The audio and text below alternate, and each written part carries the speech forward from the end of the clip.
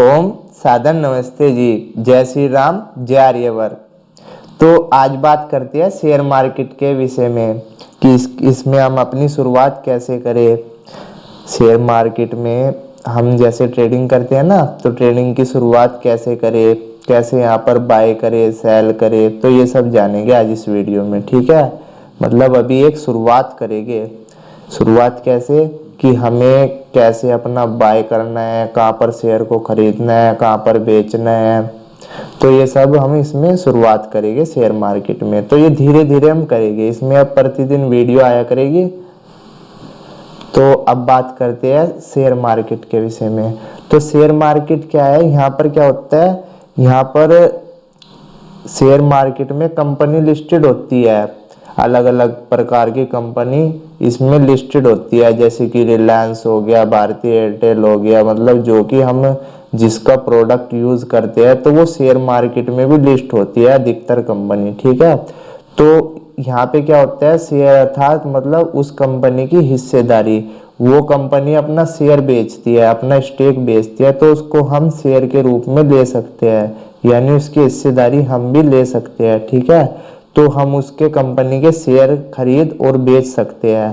तो इसके लिए क्या होता है, यहाँ पे वो सब कंपनी ट्रेड होती है, तो ट्रेड के लिए हमें आवश्यकता पड़ती है डीमेट और ट्रेडिंग अकाउंट की, जिसका लिंक आपको डिस्क्रिप्शन में मिल जाएगा। वहां पर जाकर आप अपना ट्रेडिंग और डीमेट अकाउंट खुलवा सकते हैं। ठीक है, जैसे कि हम शेयर शेयर जो है हम कहीं में रखे, वो रखते हैं हम डीमेट अकाउंट में, और जैसे हम सेविंग अकाउंट में अपना बैलेंस रखते हैं अर्थात पैसे रखते हैं, तो इसी प्रकार हम अपना डीमेट अकाउंट में शेयर रखते हैं।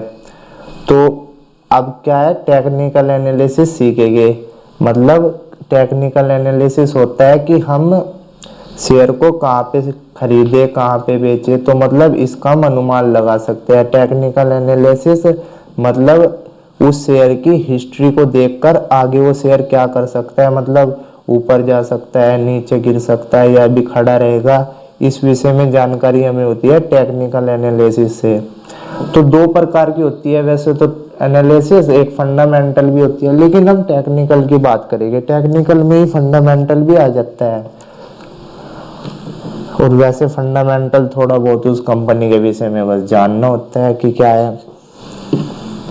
तो अब इसमें आ जाता है चार्ट क्या होते हैं। तो चार्ट क्या होते हैं, इस विषय में हम जैसे कंपनी कोई कोई भी कंपनी आई, रिलायंस की कंपनी आई, एयरटेल की कंपनी आई, और भी कोई बहुत सारी कंपनी आती है, तो इनमें क्या होता है, ये अपना एक प्राइस लेकर आती है, यानी आईपीओ लेकर आती है, उसमें अपने एक प्राइस रखती है, उस पे ये कंपनी लिस्ट होती है। और वो जो प्राइस आता है भाव, तो वो ऊपर भी जाता है, यानी बढ़ता भी है। जैसे 500 पे कंपनी लिस्टेड हुई, 500 रुपये पे, तो फिर उसमें क्या होता है, वो 500 से बढ़ती भी है और नीचे भी जाती है।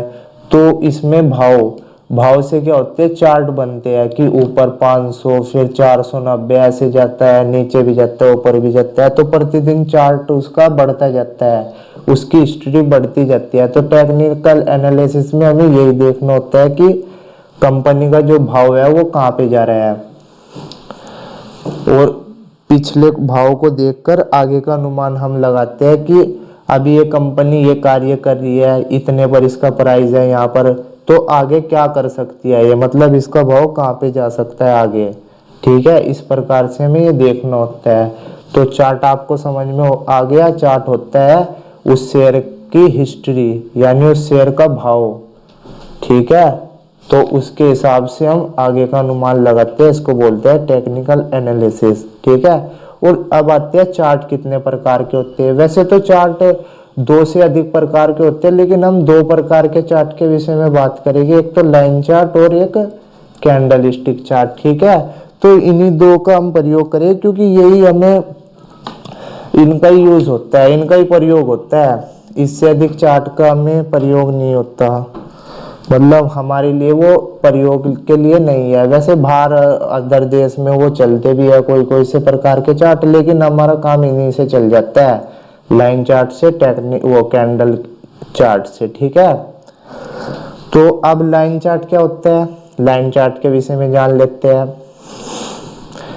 जैसे मान लीजिए एक कंपनी है कोई भी ABC कंपनी, उसका प्राइस आज है 100 रुपये, ठीक है, यहाँ पे इसका प्राइस 100 रुपये है और ये पूरे दिन ट्रेड होती है, तो पूरे दिन में यानी इसका भाव 100 रुपये पर यहाँ पर क्लोज हुआ और अगले दिन इसका कंपनी का प्राइस क्या हुआ, अगले दिन 110 पे क्लोज हुआ।